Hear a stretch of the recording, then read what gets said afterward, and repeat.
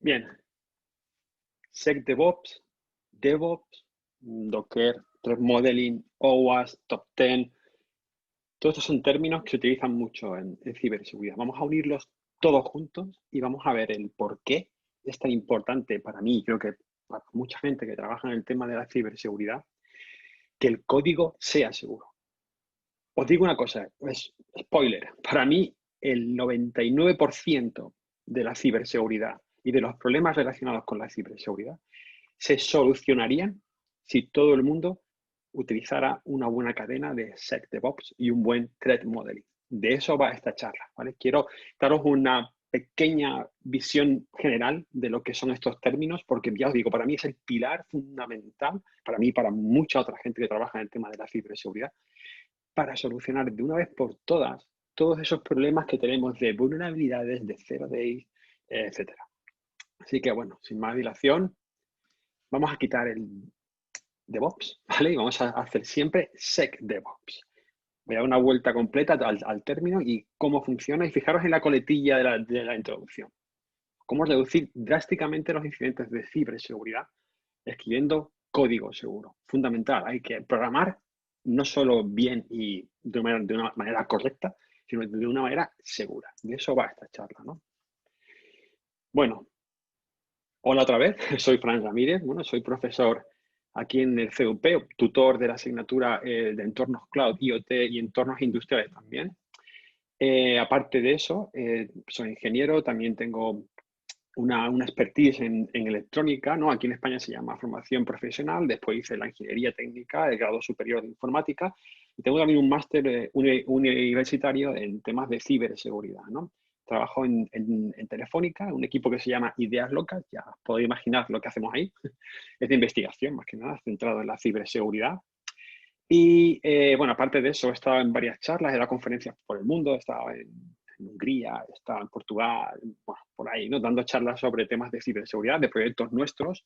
Últimamente he dado charlas en Las Vegas, pero la hemos dado online por el tema del COVID, no me he podido ir allí, qué pena. Las Vegas una semanita no hubiera estado mal, pero no he podido ir. Entonces, bueno, también a nivel personal tengo un blog que se llama Ciberales, escribo sobre temas de ciberseguridad, geek, ¿no? Temas de historias le encantan las historias de la informática.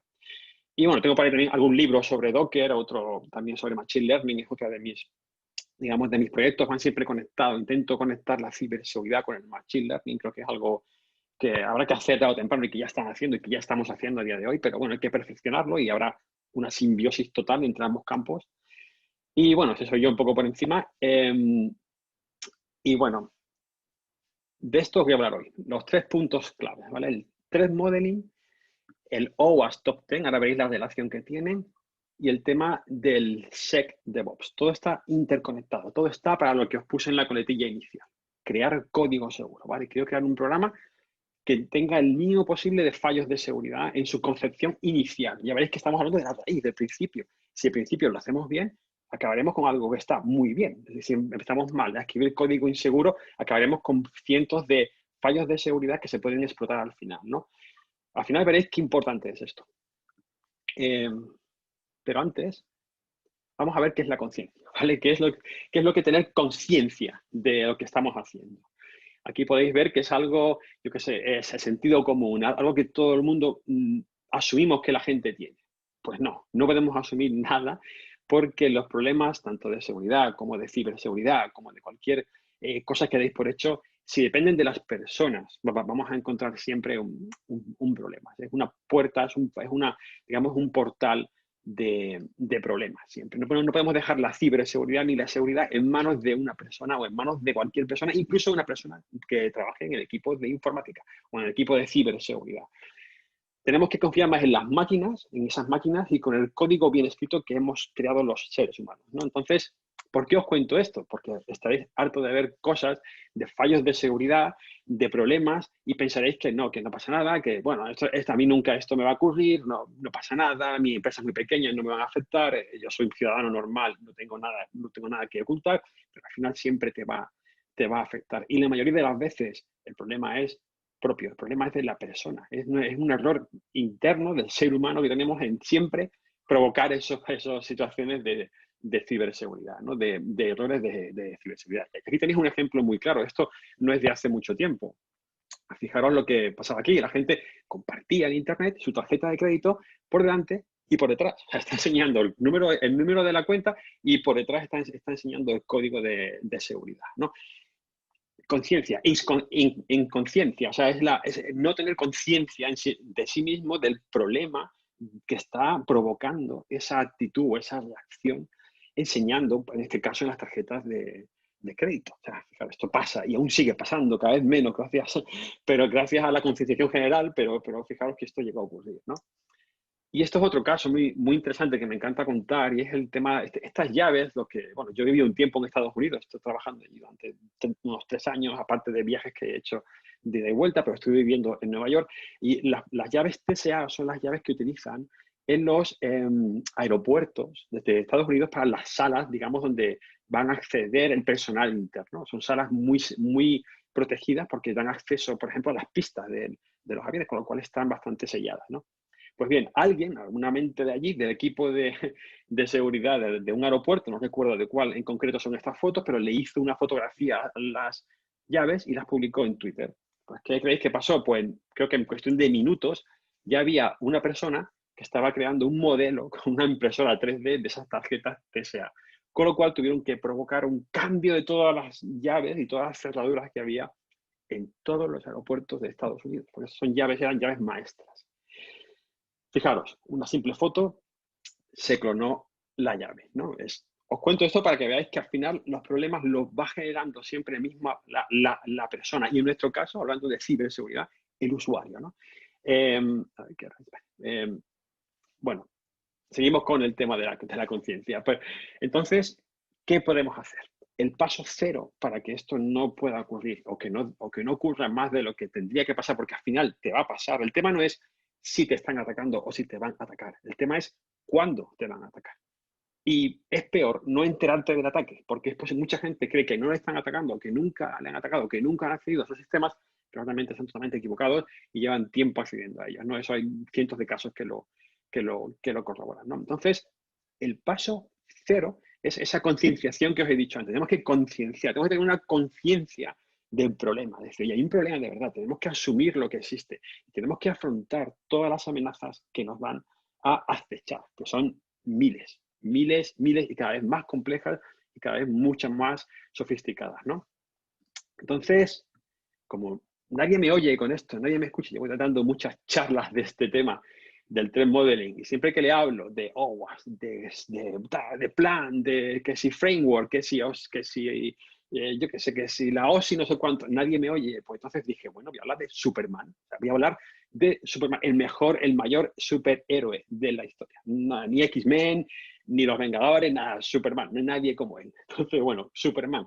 ¿Por qué hablo de Superman? Vamos a ver cómo aplicaría Superman un modelado de amenazas, un trend modeling para protegerse él, ¿vale? Y veréis que esto después es exportable a lo que queráis, ¿vale? A un servidor, a una empresa, a lo que queráis.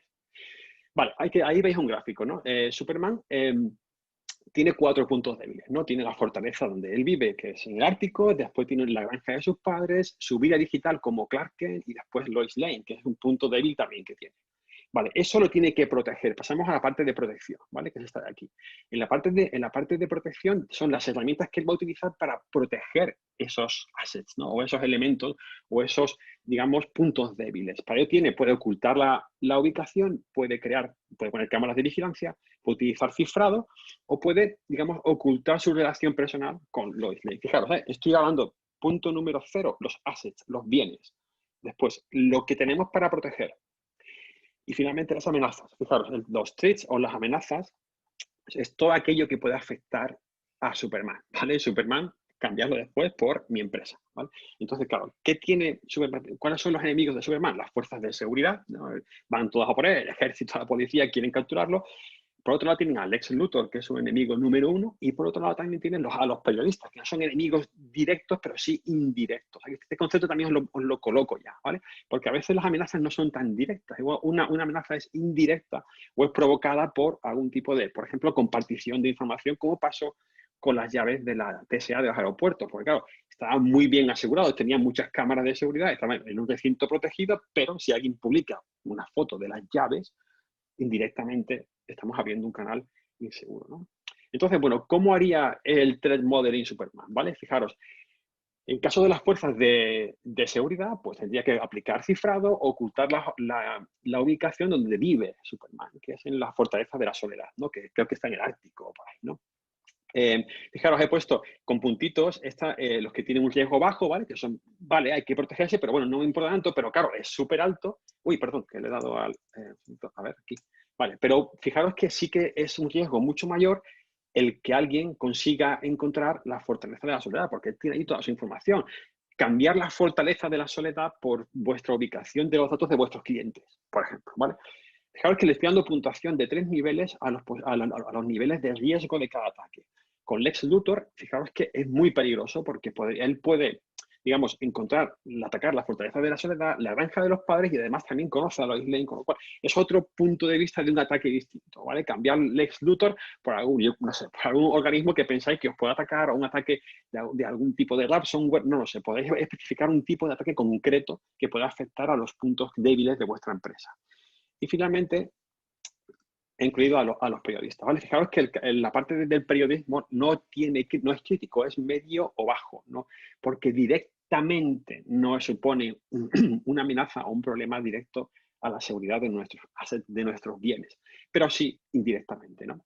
Pues bien, todo este rollo de Superman que os he contado es para que tengáis una imagen global de lo que es un threat modeling. Cambiar Superman por lo que queráis, los bienes por vuestros equipos, la protección por lo que tenéis para vuestra protección, cortafuegos, cámaras de seguridad, lo que queráis, y después las amenazas, ¿vale? Esto sería un threat modeling. Y lo podéis aplicar prácticamente a cualquier tipo de empresa o de organización, ¿vale? Aquí tenéis un poco más en general el ciclo de vida que tiene un trend modeling. Esto es lo que nadie me escucha cuando lo cuento, porque es la parte más técnica, ¿no? Pero bueno, tampoco quiero profundizar, solo tengo una hora para contaros esto y quiero meter muchos parámetros y muchos conceptos, porque prefiero que llevéis una pequeña visión de cada cosa que algo muy específico o que mucho de algo concreto, ¿no? Pues fijaros, aquí lo que veis es el ciclo de vida del desarrollo de software, ¿vale? Porque ahora me voy a centrar un poco en lo que ya os he dicho, crear código seguro. Esos 4 pasos que veis ahí son los básicos, ¿no? Son los que utilizamos siempre a la hora de crear un código, es diseñarlo, romperlo, arreglarlo y verificarlo. Son muy genéricos, después veréis que en la cadena SecDevOps se amplían un poco más, pero bueno, vamos a entrar un poco mejor de ellos ahora más adelante. Entonces, bueno, hay unas fases generales en las que nos pueden poner un poco en situación de lo que estamos haciendo bien y lo que estamos haciendo mal. Entonces, bueno, estos 4 puntos que veis ahí son 4 preguntas que nos podríamos hacer siempre a la hora de diseñar un trend modeling, ¿no? En qué estamos trabajando, qué puede ir mal. Ya os digo que todo puede ir mal, hasta cualquier cosa que no penséis que puede ir mal. Irá mal. Yo siempre cuento algo que me pasó a mí en Estados Unidos, lo cuento muy rápido. Tuve un problema en un centro de datos, llegó allí y el problema era que habían tapado con un cartón el aire acondicionado de la sala de servidores. ¿Por qué? Pues porque la persona que estaba allí no tenía ni idea de informática, estaba accediendo allí, que fallo número 1 de mi threat modeling, no debería haber accedido nadie que no sea del equipo de IT, al tapar ese aire acondicionado provocó un aumento de temperatura y se cayeron varios servidores por temperatura, se autoapagaron, ¿no? Entonces, claro, esto es un caso de un problema lateral que a nadie se podía esperar. Pues fijaros, pues a eso voy, ¿no? Y de cualquier cosa puede ir mal, cualquier cosa, ¿no? Después tenemos que ver qué vamos a hacer al respecto, ¿vale? Sabemos que esto ha ido mal, ¿qué vamos a hacer? Siempre que tiene que haber un plan de contracción. Si algo ha pasado, yo sé cómo recuperarlo y sé cómo arreglar ese problema, ¿no? Tiene que haber una reacción a una acción concreta. Y finalmente, un análisis. Hemos hecho un buen trabajo, hemos conseguido repararlo, hemos salido airosos de esta situación. ¿Y en qué punto podemos mejorar? Esto es fundamental. Esto es el reporting, ¿vale? Es una parte de informes que mucha gente no le hace caso. El informe al final es una tarea un poco pesada. Tienes que crear documentación, escribirla. Pues es fundamental porque son los pilares de la evolución del trend modeling, ¿no? Entonces, bueno, esto del trend modeling, ahora hasta este punto lo podéis aplicar a cualquier arquitectura, no solo al desarrollo de software. Trend modeling valdría para cualquier cosa. Pero ahora sí, ahora voy a entrar un poco más en la parte del código, ¿no? Entonces, bueno, vamos a seguir viendo un poco de herramientas. El thread modeling, y esta parte todavía aún podemos aplicarla a nivel genérico, hay herramientas para controlar, digamos, ese diseño. Entonces tenemos aquí podéis ver dos de ellas. Bueno, una de ellas, este es el DFD o Data Flow Diagram, que es de Microsoft, y son los que más se utilizan y además nos sirven para ver ese flujo de la información dentro de nuestra arquitectura. Parecen pesados, pero realmente ahora fijaros si a la izquierda podéis ver ahí los diferentes iconos que hay. No es un diagrama de flujo al uso, como hemos utilizado mucho en programación, sino son diagramas que tienen solo 5 elementos. La clave está en segmentar bien cada zona, acotados de Superman, de los assets, de la protección y de las amenazas. Pues aquí lo mismo. DMZ, tenemos la parte interna de nuestra intranet, tenemos la parte externa de acceso, etc. ¿no? Hay que saber fragmentarla y integrar dentro cada uno de los elementos de este diagrama de flujo que os he mostrado ahí, ¿no? Por ejemplo, el círculo es un proceso, etc. Vale, no puedo entrar más aquí. Si queréis, bueno, tenéis ahí el modelo. Es muy sencillo de implementar. De hecho, es código, se hace bajo código. Tú directamente vas poniendo las diferentes amenazas y lo que tienes que hacer, bueno, más que código, es un framework, ¿no? Hay un framework por ahí también que puedes utilizar que se llama PyTM. Tenéis ahí el GitHub, la dirección de GitHub. Y aplica todos esos conceptos que os he contado antes del DFT, ¿no? del tráfico desde el flujo de la información, ¿no? Lo bueno es que esto es programable, o sea, tú lo estás definiendo, tú lo estás programando dentro, es un framework, una librería de Python que tú vas escribiendo las diferentes, digamos, amenazas. Ahí viene, como podéis ver ahí en el gráfico, ya hay algunas que están definidas por defecto, pero podéis crear nuevas, por ejemplo, y a la vez ir construyendo ese gráfico que habéis visto antes, ¿no? Es muy útil, requiere un pequeño esfuerzo al principio, pero ya os digo yo que no es difícil de crear, ¿eh? Es código Python muy sencillo y podéis crear ese tipo de gráficos que son fundamentales a la hora de entender nuestro threat modeling. Porque todo lo que podáis poner en gráficos, todo lo que podáis visualizar, siempre será mucho mejor que empezar a ver código fuente, a ver datos abstractos, pues, números. Siempre que veáis un gráfico, siempre será mucho más fácil digamos, de asimilarlo y poder, digamos, identificar sobre todo los puntos más importantes de tu threat modeling o tus puntos débiles, ¿no? Así que yo os recomiendo que le echéis un vistazo a PyTM porque con ello podemos crear los diferentes threat modeling, ¿no? Entonces, bueno, para continuar aquí, vamos a utilizar un término que es el que yo suelo utilizar siempre, que es el término STRIDE, ¿vale? STRIDE es la contracción de 6 palabras o de 6 términos más, que son spoofing, tampering, repudiation, information disclosure o denial of service y elevation of privilege, ¿vale?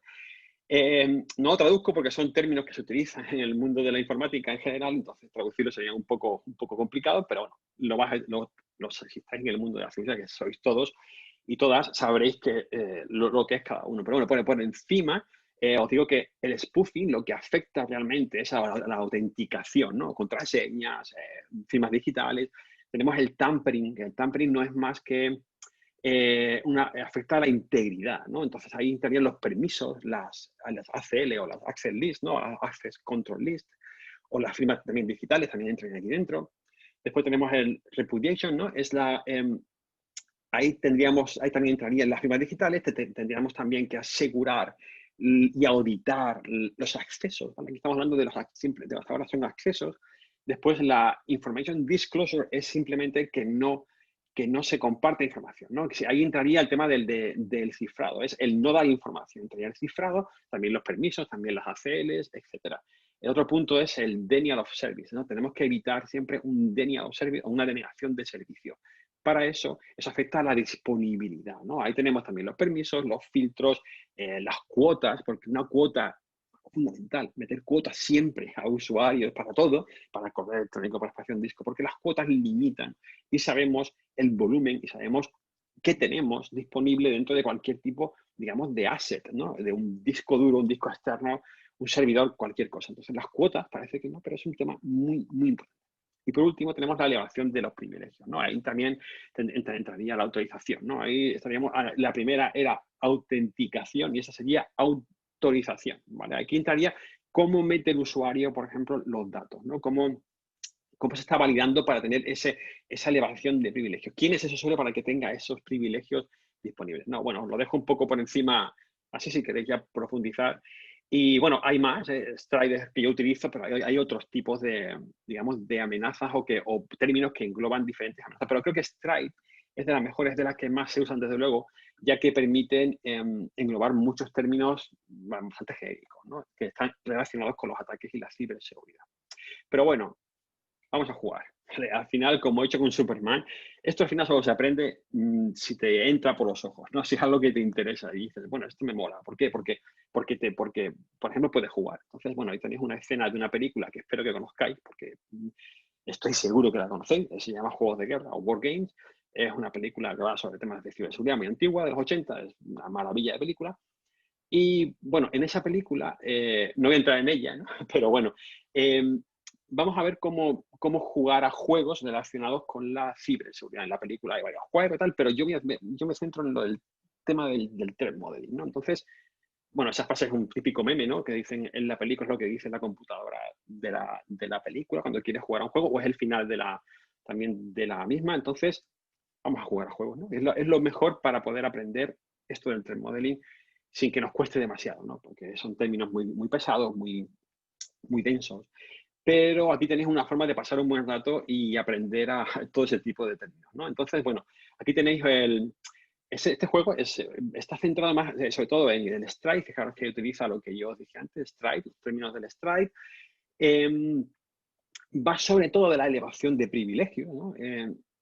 No exactamente, pero bueno, se centra mucho ahí. Es un juego de cartas, típico juego de cartas, es para varios jugadores. No recuerdo si era de 1 a X, no estoy seguro. Pero bueno, es muy bueno porque para comenzar es perfecto. Después ya podemos ir ampliándolo con otro set de cartas, ¿no? Ir viendo cómo ir ampliándolo para otro tipo de amenazas muy concretas. Pero con esto, de hecho, lo podéis imprimir ahora. Está disponible, no lo suelen vender, pero se encuentra por varios sitios, ¿no? Y lo suelen regalar y es una buena opción para un equipo de IT o un equipo de Red Team que quiera probar, o Red Team o de Blue Team, los diferentes, digamos, elementos que nos podemos enfrentar que amenacen nuestra elevación de privilegios o que alguien pueda entrar y subir niveles dentro. Pues aquí tenéis un poco de este juego que lo explica bastante bien.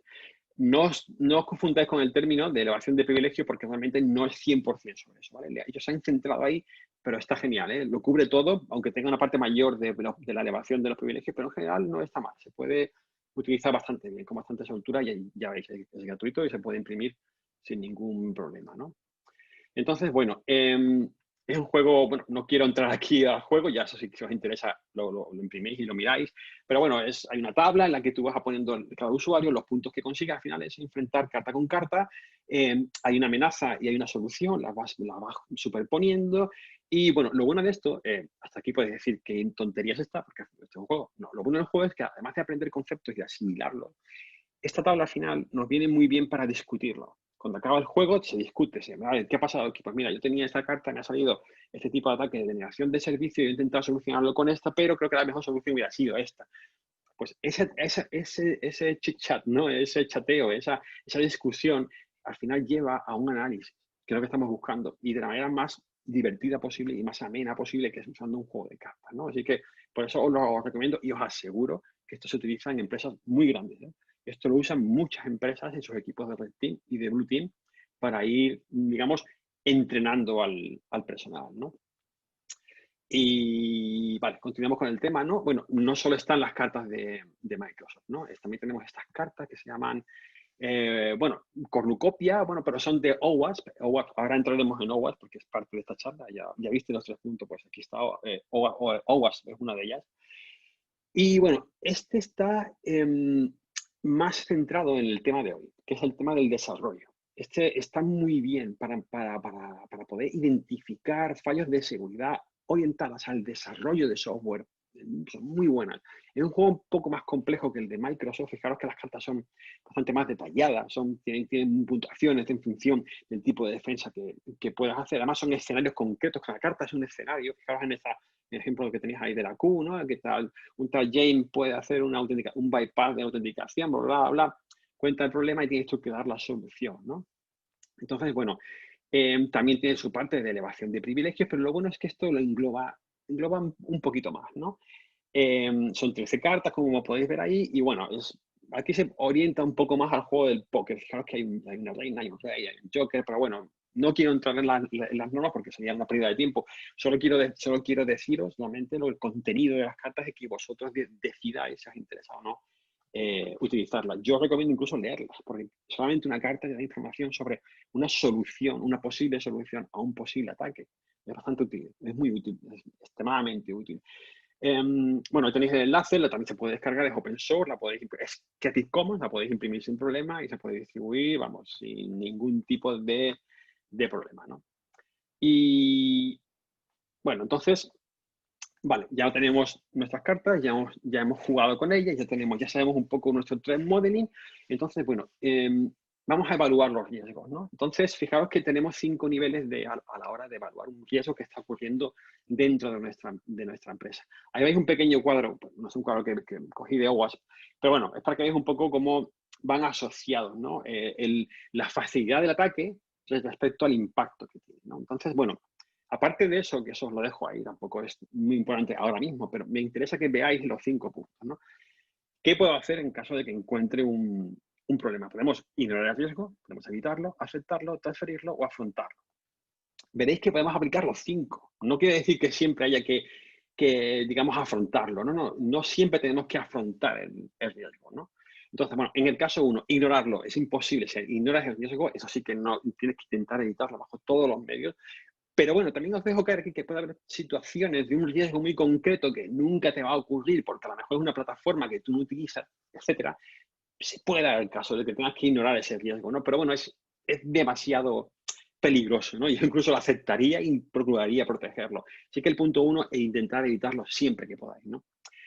Después está en evitar el riesgo, ¿vale? Lo podemos evitar, pues, por ejemplo, aquí me centro en la arquitectura. Tampoco hace falta cambiar una arquitectura porque hay un riesgo, ¿no? No, si tenemos aparatos de la marca, yo qué sé, digo una Cisco, por ejemplo, y hay muchos errores con Cisco, o te da muchos problemas, la solución no es cambiar Cisco, sino la solución es solucionar esos problemas, porque implicaría un coste adicional, no solo de dinero, sino de reestructuración o de reconfiguración, con lo cual lo ideal es evitar el riesgo, pero bueno, tampoco sin volverte loco, ¿no? No podemos cambiar toda la arquitectura porque hay un problema con uno de nuestros aparatos, ¿no? Después tenemos la parte de aceptación del riesgo. Tenemos que aceptar. Este es el principal. Siempre hay que aceptar un riesgo, ¿vale? Siempre lo tenemos que aceptar, sea cual sea, hay que aceptarlo. Es decir, hay un problema, lo aceptamos. Una vez aceptado, una vez que sepamos tener conciencia, de ahí esa charla que os he dado un poco extraña del tema de la conciencia. Siempre que seamos capaces de concienciarnos de que hay un problema, a partir de ese momento hemos ganado muchos puntos, porque ya sabemos que existe el problema. Y a saber que existe, sabemos cómo nos podemos enfrentar a él. Con lo cual, la aceptación es principal, ¿no? Después tenemos la parte de transferir el riesgo, ¿vale? Esto está muy de moda, ¿no? Esto no es mío, tío, toma, te lo paso a ti. Es importante, claro, porque habrá cosas que tú no podrás gestionar con tu equipo y lo tiene que hacer otra, ¿no? Pero bueno, la transferir el riesgo tampoco es muy recomendable, a no ser que seas un gestor de ciberseguridad y tengas diferentes equipos que sean capaces de, digamos, de asumirlo y de solucionarlo. Yo aquí hablo un poco más del punto de vista de diseñador del trend model, ¿vale? De que lo ha diseñado y además lo está manteniendo y gestionándolo durante un proceso productivo, ¿no? De una empresa o de lo que sea. Y finalmente tenemos el punto de afrontar el riesgo, ¿vale? Esto siempre hay que hacerlo, siempre hay que intentar afrontar el riesgo de alguna manera, aunque tampoco es necesario. También os dejo aquí un pequeño, como pasa con el punto 1, me voy a los dos extremos, al 1 y al 5.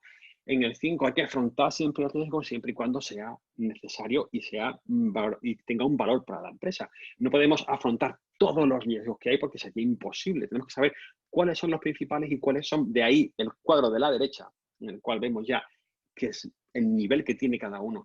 Y una vez que ya vemos cuál es su nivel de peligrosidad, es cuando podemos afrontarlo, ¿no? Entonces, os lo he puesto aquí para que veáis un poco que hay diferentes formas. No es siempre afrontar el riesgo, siempre la solución. A veces no hay que solucionar el problema. Simplemente hay que intentar evitarlo de alguna manera, intentar de aceptarlo, intentar protegerlo de alguna forma, pero no siempre hay que afrontarlo y atacarlo, ¿no? Directamente para la solución, porque a veces es inviable o simplemente es imposible, ¿no? Bueno, continuamos. He parado mucho tiempo en esta diapositiva, pero bueno, voy a acelerar un poquito más. Esto lo pongo aquí porque simplemente quiero hacer hincapié en el tema de los informes, ¿vale? Los informes son fundamentales. Yo he sido, digamos, responsable de un equipo de ciberseguridad en Estados Unidos, en Nueva York. Tenía conmigo varias personas que trabajaban no solo de ciberseguridad, sino de otros temas de IT. Y el tema del reporting, de los informes, es fundamental, fundamental. Yo solo veía lo que había en esos informes, o cuando algo ardía ya, pero esos informes nos vienen muy bien, no solo para nosotros, sino para una auditoría externa, por ejemplo. O que, yo qué sé, viene alguien nuevo y le da los, mira, aquí están los informes para que aprenda o se ponga al día de lo que está pasando. Con lo cual, yo siempre he sido muy reacio. Yo también he sido técnico, he ido subiendo, pero a nivel de ser técnico, yo odiaba los informes. Yo siempre que el informe intentaba correr, como ahora veréis. Entonces, claro, ¿qué es lo que...? Con el tiempo me he dado cuenta que tiene más importancia de la que parece y tenemos que prestarle mucha atención, ¿no? Y bueno, ahí tenéis 6 puntos clave que tienen que aparecer en un informe de Threat Modeling, ¿no? El título, bien puesto, parece tontería, pero el título debe estar muy bien definido, porque el título es lo que se suele indexar. Después, si utilizas algún gestor o una base de datos para meter esa información, es lo primero que miras, el título. Los componentes que afectan a la descripción de la amenaza, bueno, eso lo podéis ver ahí, ¿no? Ahí tenéis un ejemplo de cómo se generaría un buen informe partiendo de un problema específico, ¿no? Lo que os decía, ve informe, me voy corriendo, no quiero saber nada de los informes. Bueno, pues esto hay que cambiarla, esta mentalidad hay que cambiarla y hay muchas herramientas que te permiten, perdón, te permiten automatizar este proceso, aunque siempre es necesaria la mano del ser humano para poner en condiciones o para especificar cosas muy concretas, ¿no? De un evento de ciberseguridad, ¿no? Entonces, bueno, en este punto otra vez nos hacemos la pregunta, ¿vale? Ya hemos visto que ya hemos hecho todos los pasos que habéis visto antes, ya tenemos la arquitectura, pero vamos a seguir afinando, ¿no? Vamos a ver cuáles son las amenazas más populares a día de hoy y las que nos pueden afectar, ¿no? Ese sería el siguiente paso. Ya tengo mi threat modeling, me he creado una imagen de lo que tengo, me he hecho un grafiquito utilizando el DFD de Microsoft o el otro, o cualquier otro, que hay varios. Tengo ya mi infraestructura, sé cómo está, tengo más o menos los informes preparados, sé cómo los voy a hacer, pues ahora vamos a ver qué me puede atacar, ¿no? Y aquí es donde entra OWASP. OWASP es digamos, OWASP significa Open Web Application Security Program, Project, perdón, tampoco os fiéis del web, ¿vale? Del Open Web, porque también está enfocado al desarrollo de aplicaciones en general, pero bueno, a día de hoy sabéis que el 90% de las aplicaciones son aplicaciones web, ¿no? Entonces, este proyecto es sin ánimo de lucro, vive de donaciones y lo que hace es unificar todo ese tipo de amenazas en diferentes top 10. De ahí viene esto. Pero no solo eso, también te crea un pequeño framework para poder utilizarlo como base para tu threat modeling. También utiliza documentación de cómo afrontar diferentes exploits, etcétera, ¿no? Bueno, vamos a ver un poco más en profundidad. Aquí podéis ver dos ejemplos del OWASP Top 10 de 2013 y de 2017. No tenemos todavía el 2018 porque tiene que haber salido en 2019 y ahora con el tema este del COVID, pues se está atrasando un poco más, ¿no? Pero ellos suelen publicar cada año un top 10 de amenazas, ¿no? Fijaos la diferencia que hubo en 2013 respecto a 2017. Fue muy poca, apenas variaron algunas de las, digamos, de las amenazas, ¿no?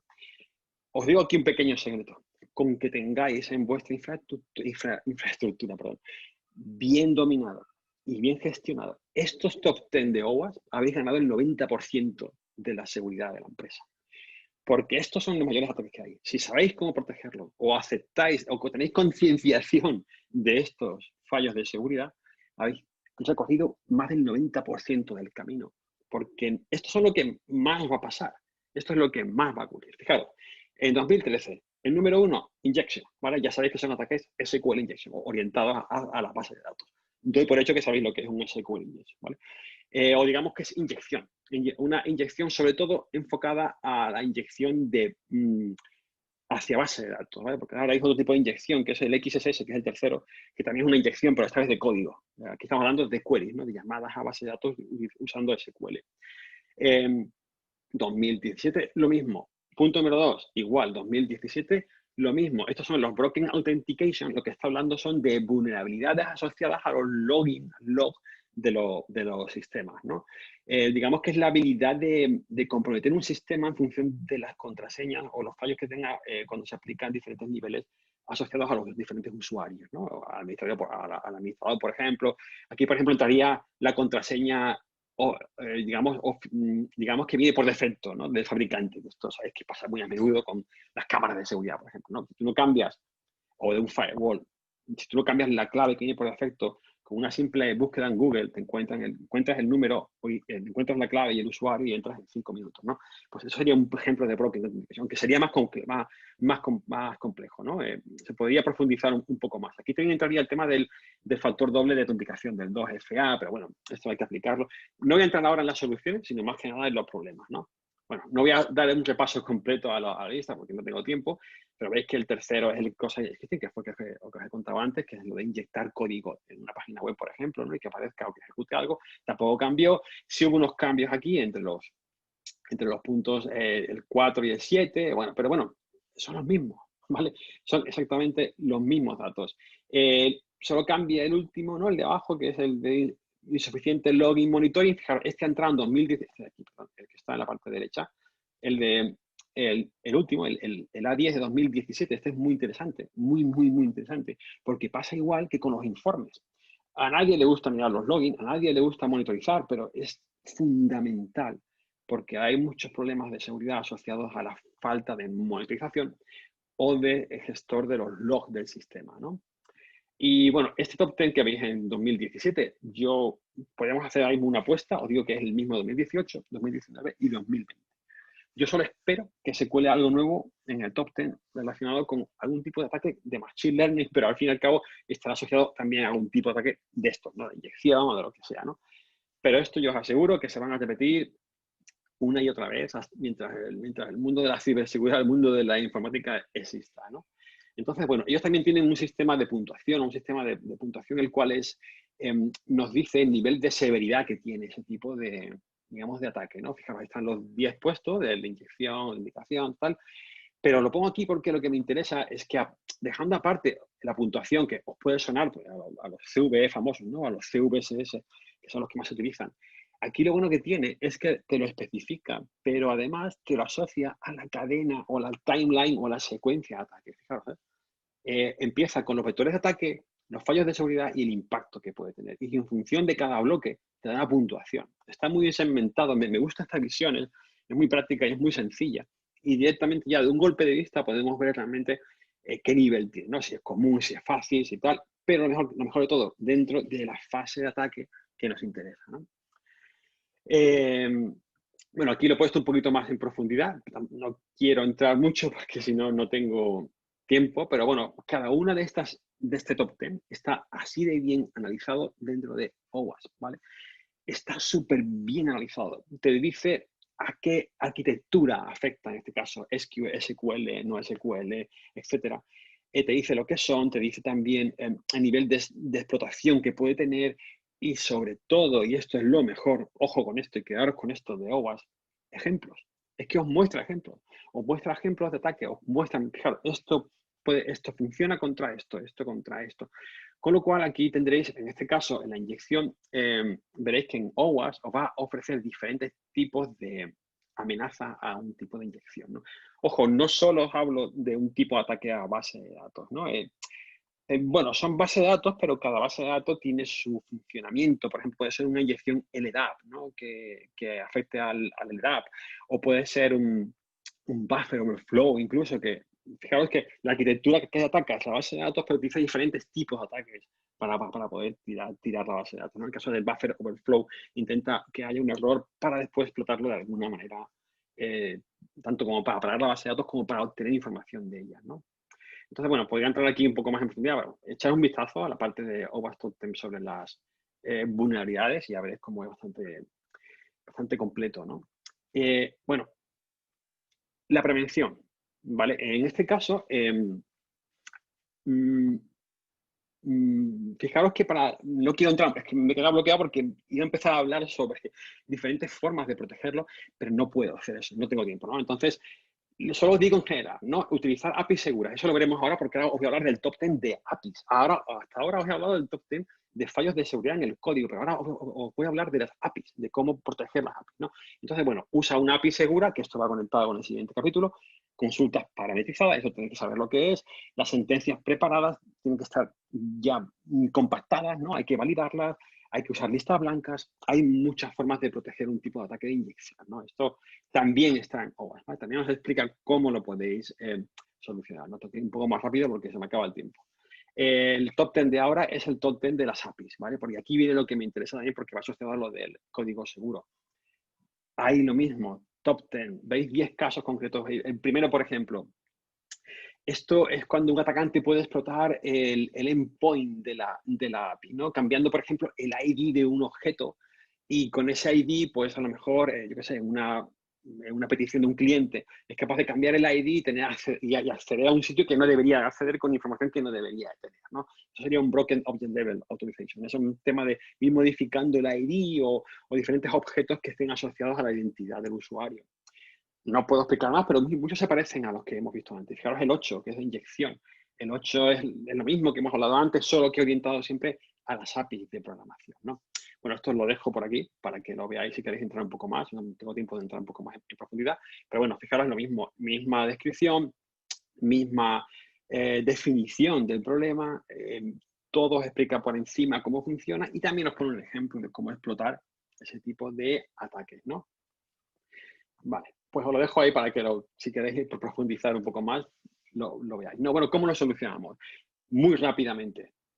Nunca confiar en el cliente. Eso lo he marcado en el punto 2. Nunca confiéis en la persona o la organización que está conectando con vosotros. Nunca digáis, no, tienen seguridad ellos. O no, está bien, son competentes, ¿no? O tienen bastantes sistemas de protección. Nunca jamás.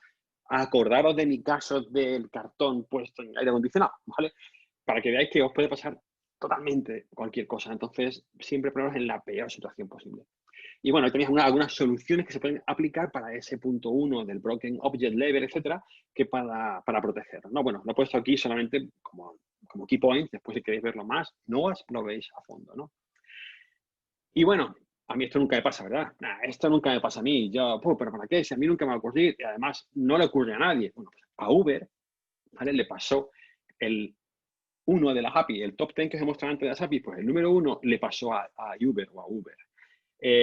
No puedo entrar aquí en profundidad de qué le pasó, pero son casos reales y aquí pues, fueron muchos miles de millones. A Equifax es el caso más grande que pasó en Estados Unidos. Ahí hubo cantidad de información vital de los norteamericanos, como son su número de la seguridad social, números, cuentas bancarias, dinero en el banco, todo eso se expandió partiendo de una security misconfiguration. Y no fue error de ellos. Ojo, no fue error de Equifax. Fue error de utilizar una librería, creo que en este caso una aplicación, creo que era Apache o con una vulnerabilidad que se pudo explotar. No fue error de ellos, esa aplicación tenía un problema. No fue error de ellos, entre comillas, porque tendrían que haber visto que esa aplicación no estaba bien actualizada, con lo cual sí, en parte fue su error, ¿no? Pero bueno, también les pasó a ellos. A Yahoo también, ¿no? Yahoo fue brutal, Yahoo fue hace tiempo.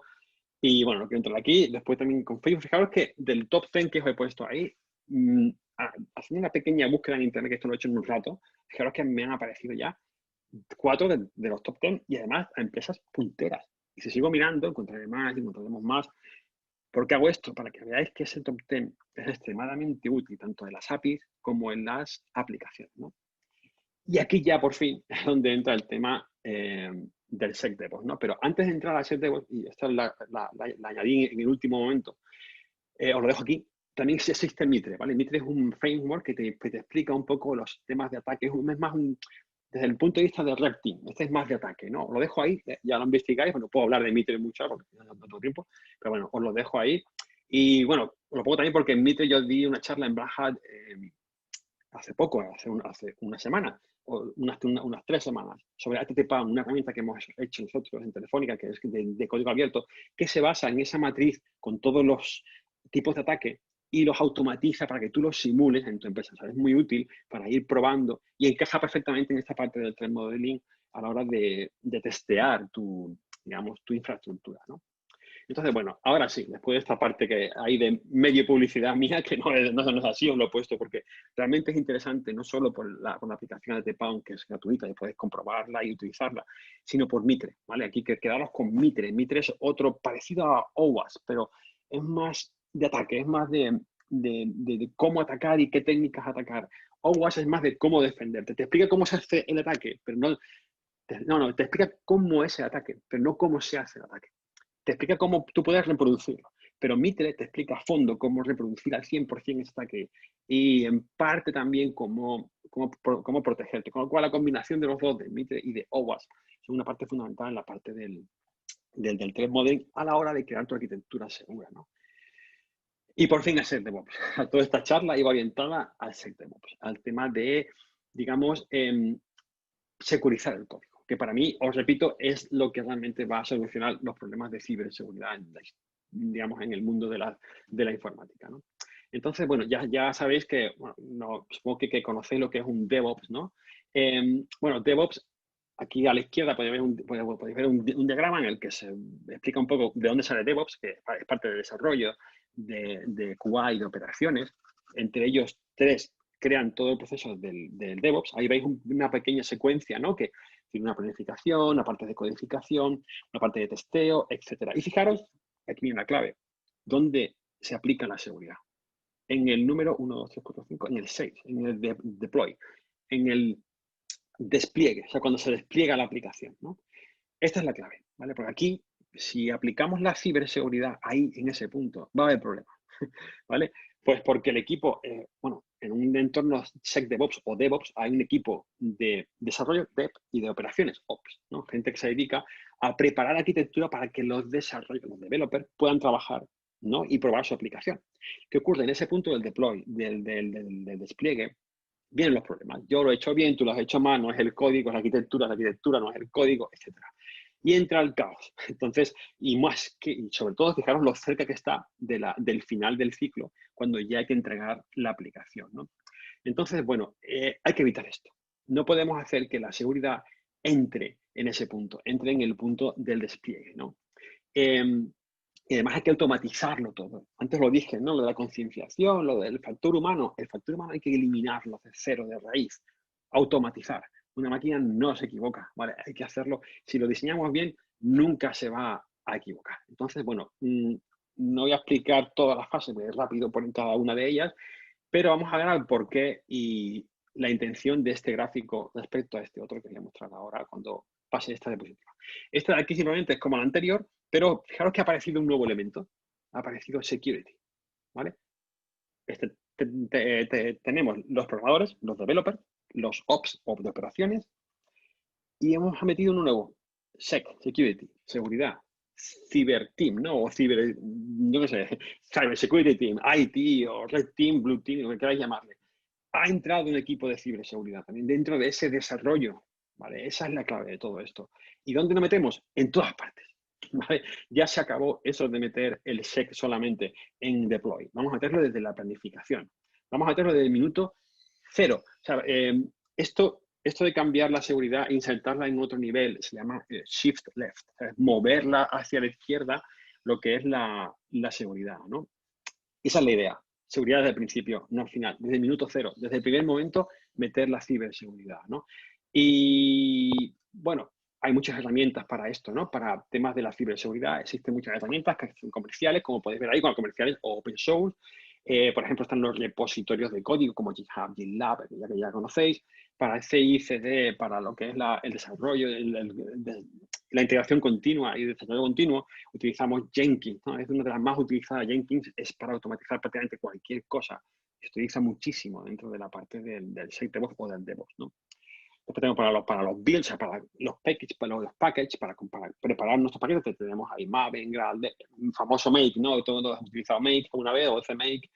Después, la fase de testeo, ahí está Cucumber, que es una muy utilizada también.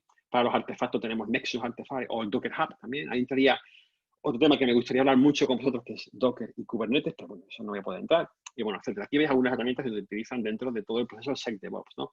Aquí mi intención es ir uno por uno, pero voy a ir muy rápido porque no tengo tiempo de profundizar en ellos, ¿no? Pero bueno, tenemos la parte de planificación, donde aquí, ya sonará, utilizamos OWASP, ¿ves? En la parte de planificación nos metemos con OWASP, y aquí llevamos preparando, aquí es la parte del threat modeling, ¿vale? Aquí podemos decir que es nuestra parte del threat modeling, aquí es donde vamos a crear todo. Pero fijaros, minuto cero, seguridad. O sea, todavía no hay nada montado, todavía no se ha hecho nada, nadie ha tecleado ni una línea de código. y ya hay una persona, un equipo, pensando en ciberseguridad. Fijaros el cambio de concepto, ¿no? Después, a la hora de programar, aquí sí que cambia el tema. Aquí ya a la hora de programar es cuando entraría el análisis de código. Aquí tendrían los analizadores estáticos de código. Fijaros, segundo paso, programar. Ya no está el programador solo programando con su conocimiento. Tiene al lado personal que le asesora en temas de ciberseguridad. Aquí para el tema de la autenticación entraría Docker, de la automatización, perdón, entraría Docker y Kubernetes, ¿no? Tenemos para hablar horas. Todos conocéis Docker y conocéis Kubernetes. Son todas las herramientas que más se utilizan dentro de la cadena SecDevOps a la hora de automatizar procesos o de preparar entornos para, digamos, emular o simular lo más parecido posible a la aplicación final, ¿no? Aquí tenía Kubernetes, que es una orquestación, es utilizar diferentes contenedores todos a la vez e intentar, digamos, emular cualquier tipo de entorno. Bueno, no puedo entrar más porque no tengo tiempo, pero bueno, ya seguro que lo conocéis. Y bueno, algunas herramientas, ¿vale? Están las típicas de código, de análisis de código estático, que están aquí las SAST, está Bandit, que es una de las más conocidas digamos, que hay disponibles para Python. Y esto es otro proyecto que hice hace poco también en Telefónica, que lo que hacía era integrar un poco un factor nuevo, que era los mapas de calor, ¿vale? O sea, es decir, coger un código, analizar sus vulnerabilidades con un SAST, Bandit, por ejemplo, y crear un mapa de calor, ¿vale? Que os dejo el enlace por si queréis leer un poco de qué va, porque me parece interesante porque es un punto de vista nuevo de cómo automatizar o de cómo ver de un golpe de vista, porque si tú abres la carpeta donde lo ha analizado el código, lo que está en verde no tiene problema, pero lo que tiene un color es que ha encontrado alguna vulnerabilidad, ¿no? Entonces, bueno, si queréis verlo un poco más, os dejo ahí el enlace de GitHub. Y bueno, continúo con esto, la parte de testeo, ¿vale? Aquí es donde, aquí empezarían las pruebas de la aplicación, ver los errores. Antes no lo he comentado, pero durante todo el proceso ahora, como está Security, se van creando tickets de la parte de planificación que se van comprobando luego que se están aplicando en las otras fases. Porque claro, tú puedes abrir un problema en una fase, pero no se va a replicar hasta que llegue a otra. Con lo cual esos tickets se van utilizando como medida de control en todo ese proceso, ¿no? Entonces, bueno, fase de testeo. Aquí miraríamos los tickets ya, porque en el testeo es cuando se aglutinan todos los que había detrás de planificación y de codificación, y haríamos un pequeño recap, ¿no? Aunque después se van a seguir utilizando. Bueno, aquí algunas herramientas para esa fase. Y después tenemos ya el package, que este me he saltado aquí, pero bueno, es la concentración de la aplicación, la empaquetación de la aplicación. También está seguridad detrás. Fijaros que en ningún momento han dejado de mirar a la aplicación, en ningún momento. Y llegamos finalmente a la parte de release, ¿no? Finalmente quedan 3 más, pero aquí es donde ya obtenemos la primera versión, digamos, oficial, ¿no? Aquí también la parte de Docker, crear la imagen, etcétera, ¿no? Después después ya iríamos a la parte de despliegue, aquí es donde QA empieza a probar la aplicación, que quedaos con ese concepto. Después tenemos bueno, estas son algunas herramientas de QA para probar los posibles fallos. Después tenemos la parte de operación. Aquí, entre operación y deploy y release, vendría el equipo de Red Team con el pentesting, ¿no? Empezaría a ir probando ya, dándole caña de verdad a la aplicación para encontrar los fallos de seguridad. Y finalmente tenemos la parte de monitorización, ¿vale? Perdón, aquí está aquí. En la parte para monitorizar, bueno, antes, sí, en la parte de operaciones aquí, bueno, tenéis algunas herramientas para comprobar posibles errores, como Cloud Engineering, Circuit Breaker, bueno, hay muchas de ellas. Y la parte de monitorización también lo conocéis, es Splunk, que es la más conocida, y simplemente es para ver cómo funciona, como tráfico de red, por ejemplo, cómo está generando paquetes y qué tipo de paquetes está generando, ¿no? Y bueno, finalmente ya un poquito para terminar,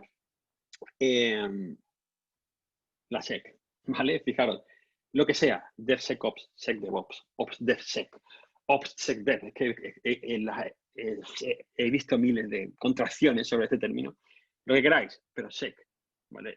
No cuento nada nuevo, esto ya se está aplicando a día de hoy, pero solo quiero dejaros ese concepto de seguridad. A partir de ahora, todo tiene que ver con la seguridad. Desde el momento cero que se planifica la aplicación hasta el momento que se empaqueta la aplicación y se sube al servidor donde se va a publicar, ¿vale? Así que, bueno, esto es todo. Perdonad que he ido muy rápido, era mucha información, muy concentrada, pero es que prefiero eso, prefiero daros pequeños puntos de vista, pequeños key points, como dicen los americanos, y que después vosotros vayáis, profundicéis un poco más si os interesa el tema, ¿no? Entonces, bueno, esta ha sido la charla y, bueno, nos quedan 5 minutos. Si queréis hacerme alguna pregunta, yo estoy encantado de responderos y espero que os haya gustado. Así que muchas gracias. Las diapositivas, sí, vale, se la pasaré al equipo de CUP, que ya la publique donde sea más público. Bueno, yo la puedo poner en mi foro de mi asignatura, pero bueno, se la pasaré a ellos para que ellos la publiquen y sea más genérica. No os preocupéis. Sí.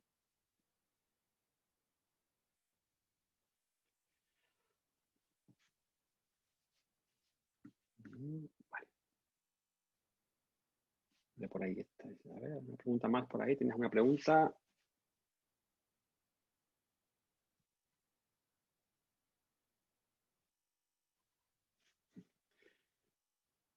Bueno, mientras no viene ninguna pregunta, repito lo que dije al principio.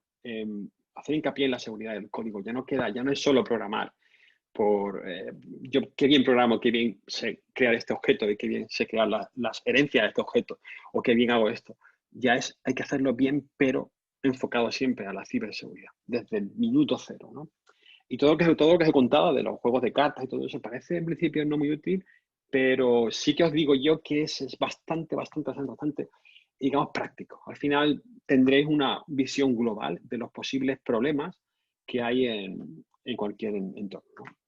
Me pregunta por ahí si doy clases privadas. No, no puedo, de trabajo en Telefónica no puedo hacer eso, pero de todas sí que, mira, aquí tienes una clase en la que estamos metidos. Estamos ahí en la parte de arquitectura de IoT, seguridad IoT, cloud y todo eso, ¿no?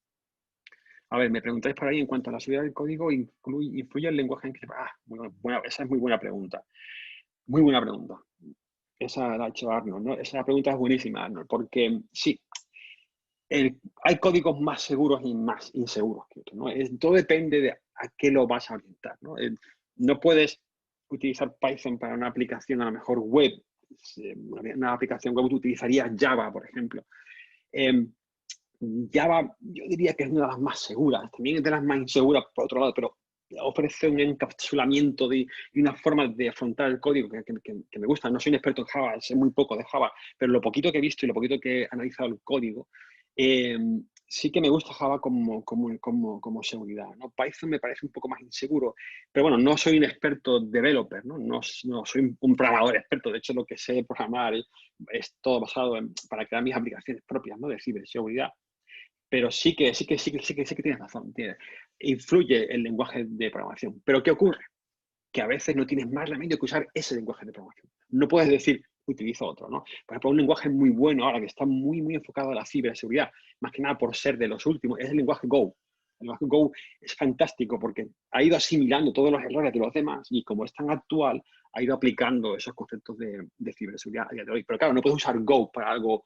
Hombre, el Go es muy versátil, pero habrá cosas que no puedes usar en Go. Hay que hacerlas en Rust o tienes que utilizar, yo qué sé, no sé, cualquier lenguaje es que no quiero decir ninguno para que no os quedéis con él, ¿no? Pero sí os digo lo de Python y lo de Java, ¿no? Ahí tenéis un ejemplo porque Python es más orientado a aplicaciones genéricas y Java está más orientado a aplicaciones más comerciales, ¿no? Y más estables. Entonces sí que influye. Y no os puedo decir de inseguro, porque al final todo depende de cómo se distribuya, cómo se aplique. O sea, pero sí que influye. El problema es que al final tenemos que aprender a tratar con todos. Tenemos que aprender a hacerlo lo mejor posible con todos los lenguajes de programación. Pero eso no os preocupéis tampoco, porque ya os conté antes que hay automatización para eso. Están los analizadores de código estático, dinámico, etcétera, que os van a ayudar en ese proceso. Así que no os dejéis influir porque sea más o menos seguro, sino más bien es dejaros influir porque si realmente tengo que utilizarlo o no, y si lo tengo que utilizar, no os preocupéis, aunque penséis que es inseguro, porque detrás tenemos un set, una colección de herramientas que nos puede servir para solucionarlo. El tema de las APIs es lo mismo, Arnold, exactamente igual, ¿no? Con las APIs pasa exactamente lo mismo, aunque ella depende de la calidad de la persona o del equipo que la programó, ¿no? Pero bueno, no os dejéis llevar por eso. Hay aplicaciones y hay analizadores que te ayudan a proteger ese tipo de código. Eso es lo que tenéis que quedaros en mente. Da igual el lenguaje que sea. Yo he visto analizadores para cualquier lenguaje, hasta para COBOL. O sea, que imaginaos lo que hay por ahí.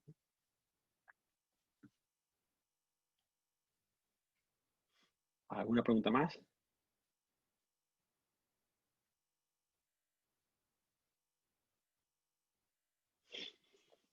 Vale. Pues si no hay ninguna más, solo eso, despedirme. Espero que haya sido de utilidad. Yo me voy contento si solamente os habéis quedado con algunos conceptos de lo que he dicho y ya pensáis en la programación, no solo en programar, sino en programar con seguridad. Porque ya os digo yo, y esto lo aseguro, esta es la solución, este es el santo grial de la seguridad general, de la ciberseguridad. ¿Vale? Vale, no os preocupéis, yo en la diapositiva pondré todos los enlaces que os hagan falta, no os preocupéis, ¿vale? Ya lo pasaré yo al equipo y el de CVP para que lo publique y ya lo veis tranquilamente allí. Nada más, muchas gracias por todo y buen día.